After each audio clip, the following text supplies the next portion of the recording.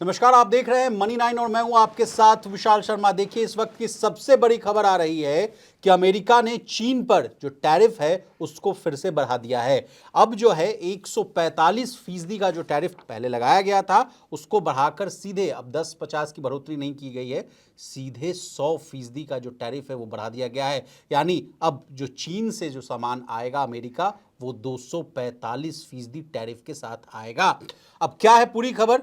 ये जो global tensions जो हैं ये लगातार बढ़ते हुए दिख रहे हैं। इसके अलावा ये भी एक खबर आ रही थी कि चीन ने अपनी एयरलाइन कंपनियों को अमेरिकी विमान जो बनाने वाली जो कंपनियां हैं बोइंग से नए विमानों की डिलीवरी नहीं लेने के आदेश दिए हैं। अब ब्लूमबर्ग की रिपोर्ट थी, उसको भी समझेंगे। इसके अलावा पूरी टाइमलाइन को समझेंगे, कब कितनी फीसदी की बढ़ोतरी की गई, क्या है ये पूरा मामला, और इस पिक्चर में भारत को भी लाएंगे। भारत कहाँ खड़ा होता हुआ दिख रहा है। इसके अलावा एक और खबर आ रही है कि हमारे देश की जो वित्त मंत्री हैं निर्मला सीतारमण, वो भी अगले हफ्ते ही अमेरिकी दौरे पर जा सकती हैं। कल ही हम लोगों ने मनी सेंटर में आपको बताया भी था कि एनआई की तरफ से एक रिपोर्ट आ रही है, खबर आ रही है कि बहुत जल्द जो है भारत और अमेरिका BTA यानी बायलैटरल ट्रेड एग्रीमेंट को साइन करता हुआ दिख सकता है। अब क्या है पूरी खबर, पूरा माजरा समझेंगे आसान भाषा में। हमारे साथ हमारे सहयोगी और वरिष्ठ आर्थिक पत्रकार प्रवीण शर्मा सर जुड़े हुए हैं। सर, सबसे बड़ी खबर, ब्रेकिंग न्यूज है, तुरंत हम लोग बन गए लाइव में।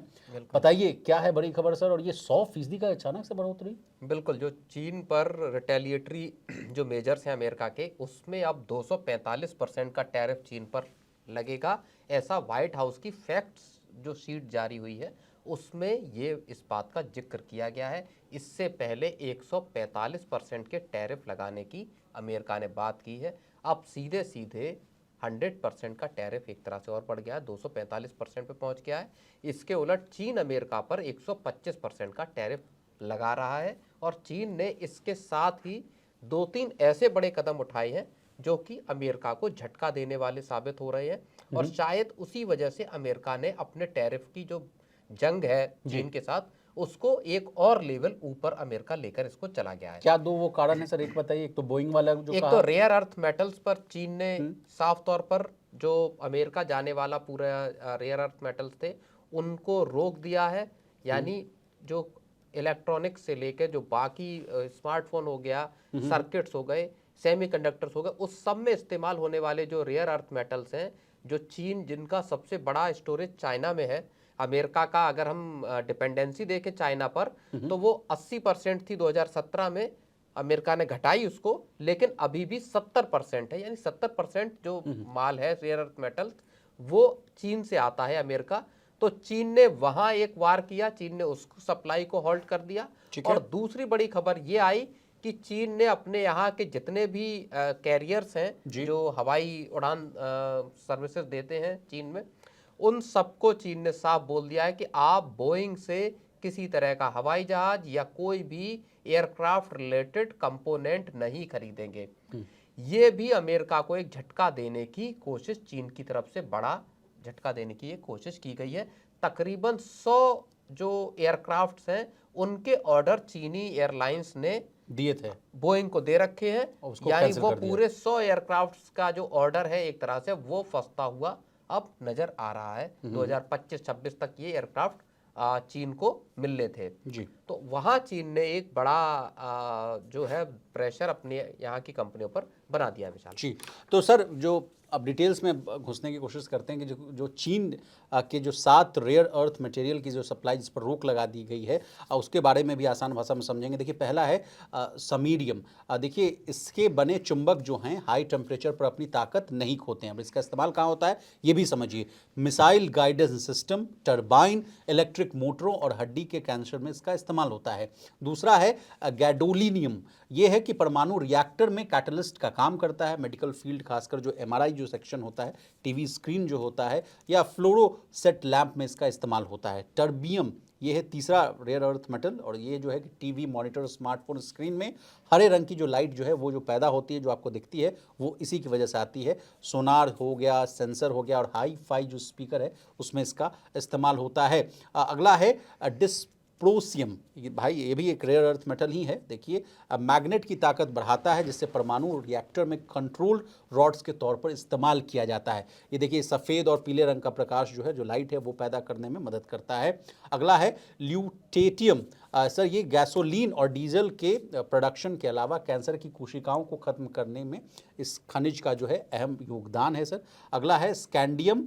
ये रेयर अर्थ मटेरियल में भी सबसे रेयर मटेरियल है, बेहद हल्का होता है सर, और वायुयान के पार्ट्स जो हैं, हथियार और सेमीकंडक्टर में इसका इस्तेमाल होता है। तीसरा है ईट्रियम, और ये धरती पर बाकी रेयर अर्थ मटेरियल की तुलना में ज़्यादा मात्रा में इसको पाया जाता है। जैसा कि पहले वाले में हमने आपको बताया कि बहुत रेयर है, लेकिन इसका जो इस्तेमाल है वो पेट्रोलियम रिफाइनिंग, माइक्रोवेव फिल्टर और रडार सिस्टम में इस्तेमाल किया जाता है। यानी कुल मिलाकर आप देखें तो रेयर अर्थ मटेरियल का जो 17 एलिमेंट का जो ग्रुप है, वो आईटी से लेकर तमाम जगहों पर इसका इस्तेमाल किया जाता है। तो जिस पर रोक लगाया गया सर, उसके बाद ही देखने को मिल रहा है कि 145% से सीधे जो बढ़ाकर जो टैरिफ है वो 245 कर दिया गया और है। एक दिलचस्प बात यहाँ पे विशाल ये भी है कि आज अर्ली मॉर्निंग ही जो व्हाइट हाउस की जो स्पोक्स पर्सन है कैरोलिना लीविट, उन्होंने एक प्रेस कॉन्फ्रेंस की थी।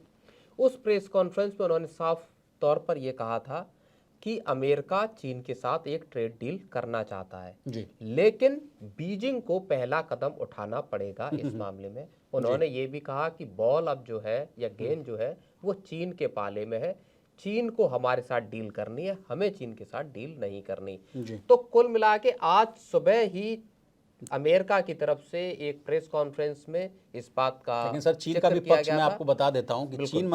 चीनी मंत्रालय ने कहा कि शेर के गले में बंधी घंटी को सिर्फ वही इंसान खोल सकता है जिसने उसे बांधा है। अमेरिका अपनी गलतियों को सुधारने के लिए एक बड़ा कदम उठाए, रेसिप्रोकल टैरिफ की गलत जो प्रथा है उसको पूरी तरह से रद्द करे और आपसी सम्मान के रास्ते पर लौट आए।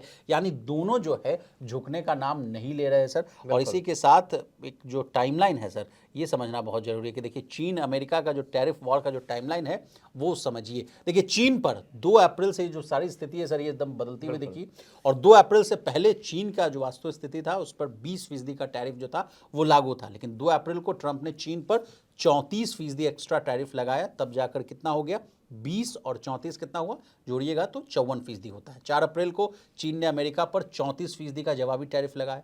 8 अप्रैल यानी 4 दिन के बाद ट्रंप ने 24 घंटे में चीन को टैरिफ वापस लेने को कहा, वरना 50% और टैरिफ की धमकी दी थी। और 9 अप्रैल को ठीक वैसा ही हुआ, ट्रंप ने चीन पर और 50% एक्स्ट्रा टैरिफ लगाया, जो अब ये आंकड़ा जो है चीन पर बढ़कर हो गया 104% का। 9 अप्रैल को ही ट्रंप ने कहा कि चीन पर 125% टैरिफ लगेगा, तब इसमें 20% फेटेनाइल टैरिफ अलग से नहीं जोड़ा गया था। ये बातें सामने आई थी, इसके बाद स्पष्टीकरण हुआ था सर। तब 9 अप्रैल को ही चीन ने अमेरिका पर 50% टैरिफ और बढ़ा दिया और अमेरिका पर 84% का टैरिफ था। 10 अप्रैल व्हाइट हाउस ने साफ किया कि चीन पर कुल टैरिफ जो अब है, जो क्लैरिफिकेशन जो मैंने आपको बताया, वो अब बढ़कर 145 हो गया है। 20% फेटेनाइल, मिसलेनियस और एडजस्टेंट में 1% जोड़ा गया था। और 11 अप्रैल चीन ने अमेरिका पर 125% टैरिफ लगाया। शी जिनपिंग ने कहा कि हम किसी देश के दबाव में आगे नहीं झुकेंगे। और आज देखिए सर, तस्वीर ये है कि 145 को इंक्रीज करके 245, और जो लड़ाई है जैसा आप बता रहे हैं 245 वर्सेस 125 की दिखती हुई आ रही है। अब इस पिक्चर में सर भारत को लाना बहुत ज़रूरी है। भारत कहाँ खड़ा होता हुआ दिख रहा है सर? नहीं, देखिए, एक तो जो मसला है उसमें पहली बात जो 2 बड़े चीन की तरफ से ऐलान किए गए हैं वहाँ समझना होगा। जो रेयर अर्थ मेटल पर चीन ने प्रतिबंध लगाए हैं अमेरिका जाने पे, उसमें अमेरिका भारत के साथ डील करना चाहता है। अमेरिका ग्रीनलैंड हो गया या अमेरिका यूक्रेन हो गया। यूक्रेन के राष्ट्रपति अभी जब हाल में अमेरिका पहुंचे थे, उन्होंने उनका एक बड़ा एजेंडा इस बात का था कि किस तरह से अमेरिका के साथ जो रेयर अर्थ मेटल्स हैं उसमें एक डील हो जाए। लेकिन चूंकि दोनों के बीच में विवाद हो गया, व्हाइट हाउस में एक भरी प्रेस कॉन्फ्रेंस के बीच में, अमेरिकी राष्ट्रपति के बीच में, उपराष्ट्रपति जेडी वेंस के बीच में, तो उस विवाद की वजह से वो डील नहीं हो पाई।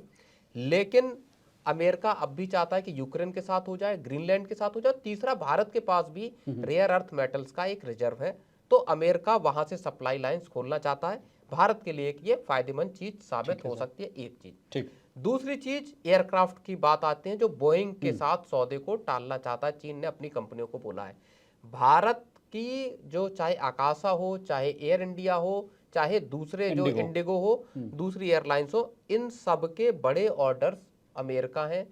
लंबे वक्त से ये चल रहा है, पिछले कई सालों से, कि भारतीय एयरलाइंस कंपनियों के ऑर्डर, तकरीबन 600 जहाजों के ऑर्डर दुनिया भर की कंपनियों के पास है, खासतौर पर बोइंग है और एयरबस है, दो बड़ी कंपनियां हैं। ऑर्डर उनके पास है, लेकिन वो हवाई जहाज टाइमली मैनर में मिल नहीं पा रहे। तकरीबन 600 एयरक्राफ्ट्स का डिमांड ऑर्डर है ठीक इंडिया का। ठीक ठीक है तो अभी इंडियन जो पूरा का पूरा एविएशन स्पेस है, उसमें 800 के लगभग भारतीय कंपनियों के पास पूरी एयरक्राफ्ट, फ्लीट की आप बात कर पूरा रहे हैं। फ्लीट 800 जहाजों का है, 600 की और डिमांड और है। ठीक है। अब चीन की अगर ये डिमांड चीन रोकता है, तो जो एयरक्राफ्ट चाइना को मिलने वाले थे, हो सकता है वो भारतीय कंपनियों को जल्दी मिले, विस्तार कर पाए, वो अपना ऑपरेशनल चीजें कर डोमेस्टिक पाए। रूट्स पर हो, इंटरनेशनल रूट्स पर हो। बिल्कुल भाई, पिछले 10 साल में 74 एयरपोर्ट थे भारत में, और अब वो संख्या बढ़कर 157 के आसपास आ गई है। भारत में एयर ट्रैवल तेजी से बढ़ रहा है। 11 करोड़ के लगभग थे पीछे कुछ वक्त पहले जो पैसेंजर थे, अब वो 22 करोड़ के आसपास संख्या पहुंच गई। तो बड़ी तादाद में लोग एयर ट्रैवल कर रहे हैं, और ऐसे में नए एयरक्राफ्ट, बेहतर एयरक्राफ्ट की जो डिमांड है, वो कंपनियों की तरफ से, जो एयरक्राफ्ट कैरियर्स हैं उनकी तरफ से है। तो इस मोर्चे पर भी इंडिया को एक बड़ा फायदा, यानी विन-विन सिचुएशन है।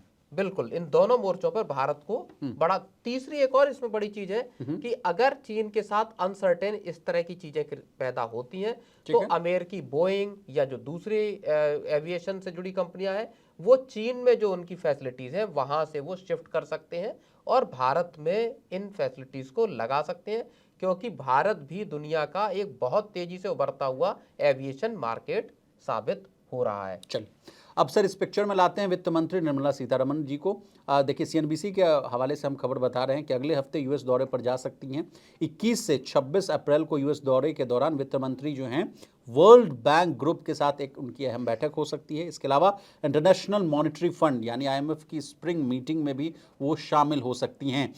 सूत्रों के हवाले से ये कहा जा रहा है कि इस दौरान जो है भारत अमेरिका जो प्रस्तावित सर बीटीए है, बायलैटरल ट्रेड एग्रीमेंट, उस पर भी चर्चा हो सकती है। यूएस रेसिप्रोकल टैरिफ पर भी बातचीत हो सकती है सर।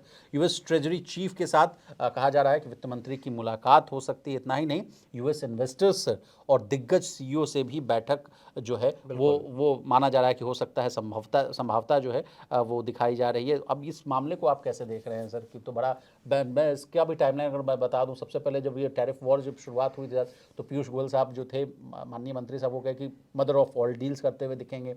उसके बाद पीयूष गोयल साहब अमेरिका भी जाते हुए दिखे। फिर टर्म्स ऑफ रेफरेंस पर हम लोगों ने सहमति जताते हुए पता चला कि उसमें पीएम साहब का भी हस्तक्षेप था। उसके बाद वहाँ से भी जो टर्म्स ऑफ रेफरेंसेस से जुड़े हुए जो रिप्रेजेंटेटिव थे अमेरिका की, वो आए थे यहाँ। उसके बाद ऐसी चर्चा हो रही थी कि फिर से एक दौरा हो सकता है, भारतीय पक्ष के लोग वहाँ जा सकते हैं। लेकिन अब खबर आ रही है कि देश की जो वित्त मंत्री है निर्मला सीतारमण, वो खुद ही जा सकती हैं, लीड कर सकती हैं इस पूरे मामले को। नहीं, बिल्कुल। देखिए, आज एक और भी खबर आई थी कि जो कॉमर्स सेक्रेटरी के हवाले से, कि भारतीय जो अफसर हैं वो जल्द अमेरिका का एक दौरा कर सकते हैं और उनके साथ बातचीत मई के पहले हफ्ते में शुरू हो सकती है जी। अब जो खबर आ रही है कि 21 अप्रैल से 26 अप्रैल के बीच में वित्त मंत्री का आईएमएफ के साथ बैठक है, वर्ल्ड बैंक के साथ वहाँ पर बैठक है, तो उसके साथ साथ वो बीटीए पर भी, अमेरिका के साथ बायलैटरल ट्रेड एग्रीमेंट पर अमेरिकी अफसरों के साथ चर्चा वहाँ हो सकती है। ये एक अपने आप में एक बहुत बड़ी खबर है, इस लिहाज से है कि आप ये समझिए कि एक तरफ चीन पर अमेरिका 245% का टैरिफ लगा रहा है, दूसरी तरफ भारत पर जो टैरिफ है उसको बेस लाइन पर आ गया है, वहां पे 3 महीने का एक गैप है। इंडिया इस पूरी अपॉर्चुनिटीज को का फायदा उठा लेना चाहता है मौके पर ही, और इसमें जल्दी से जल्दी अमेरिका के साथ किसी एक अंतरिम डील हो जाए, जो 90 दिन की एक फैसिलिटी मिली है, इसके बीच में अगर एक कोई ट्रेड डील हो जाती है, आंशिक हो जाए, पार्शल हो जाती है, या एक अंतरिम ट्रेड डील हो जाए, तो वो भारत को बाकी देशों के मुकाबले, चीन के मुकाबले एक बढ़त मुहैया करा सकती है। और मुझे लगता है कि यही वजह है जिसकी वजह से वित्त मंत्री का एक अचानक दौरा बनता हुआ दिखाई दे रहा है, जहां पर कि वो अमेरिका में जाकर और बायलैटरल ट्रेड एग्रीमेंट पर बातचीत कर सकते हैं। देखिए, कल भी मैं कुछ जानकारों को सुन रहा था जी। कई जानकारों का ये मानना है कि जो लंबे वक्त से भारत को जो ग्लोबल सप्लाई चेन के उसमें सिस्टम से बाहर रखा गया, अब वो एक जो मौका वो है वो अनलॉक होता हुआ नजर आ रहा है भारत के लिए। ये चीज एक बहुत तो छोटे फायदा किसको होगा सर? मैन्युफैक्चरर्स को, एक्सपोर्टर्स को फायदा हो सकता है? बिल्कुल, देश की पूरी इकोनॉमी को फायदा होगा। 2020 के बाद भी इस तरह की सिचुएशन बनी थी जहां पे कि सप्लाई चेन शिफ्ट हुई थी, चीन से शिफ्ट होकर भारत की तरफ आई थी। लेकिन इस बार चीजें बहुत अलग हैं। अमेरिका चीन के साथ एक बड़ी टक्कर कारोबारी मोर्चे पर, ट्रेड के मोर्चे पर चाहता है। इसका बेनिफिशियरी टोटल भारत बन सकता है अगर सही स्टेप्स उठाए जाएं, और शायद वही गियर अप करता हुआ पूरा का पूरा जो तंत्र है, सिस्टम है, सरकार है, वो उसमें नजर आ रही है कि किस तरह से जो चीन एक वैक्यूम क्रिएट करेगा वहां पर भारत अपने आप को फिट कर सकता है। क्या ग्लोबल सप्लाई चेन में इंडिया एक सबसे बड़ा दावेदार, सबसे बड़ा उम्मीदवार बनकर साबित होगा? ये एक देखने वाली बात विशाल होगी। अब अंतिम सवाल प्रवीण सर कि जब भी हम लोगों ने देखा कि हाई टैरिफ लगाया गया है चीन पर अमेरिका के द्वारा, वहाँ के जो शेयर मार्केट वो बुरी तरह से क्रैश हुए हैं सर लगातार। पिछली बार भी जो आप बिल्कुल। जितने भी घटनाक्रम आप देखे हो, इस बार तो सर अचानक से 100% का टैरिफ बढ़ाना, तो कैसे देख रहे हैं ग्लोबल मार्केट को लेकर? उसके नज़रिए से भी बताइए, और भारतीय शेयर बाजार में भी क्या उसका इम्पैक्ट पड़ेगा? क्योंकि अभी तक की जो 2 बजे के आसपास की जो स्थिति है, मैं बता दूं अपने व्यूअर्स को कि निफ्टी में 30 अंकों की गिरावट के साथ 23,300 के आसपास कारोबार हो रहा है। बैंक निफ्टी की बात की जाए तो वो उसमें अच्छी खासी मजबूती है, 407 अंकों की तेजी है और 52,780 के आसपास उसमें भी कारोबार हो रहा है। लेकिन सर रातों रात स्थितियां बदलती हुई भी दिख सकती है, जिस तरह से जो इस खबर के बाद वहां अमेरिकी बाजार जो रिएक्ट करेंगे, उसके बाद ही कल गिफ्ट निफ्टी से संकेत मिलेगा, उसके बाद हमारे नहीं, मार्केट कल का आप एक चीज इस यहाँ पे एफआईआईस का जो एक्शन है वो देखने वाला होगा। कल जैसे कि लगभग 6,000 करोड़ रुपए का खरीदारी हुई। घर की खरीदारी एफआईआईस की हुई और उसमें करीब 1600 अंक कल सेंसेक्स चढ़ा। ठीक है, तो लंबा चौड़ा कल गेन हुआ। आज भी जो अभी जो मार्केट का रिएक्शन आ रहा है, जो हम अभी देख रहे हैं, वो उतना बुरा बड़ा रेस्पॉन्स नहीं दिख रहा।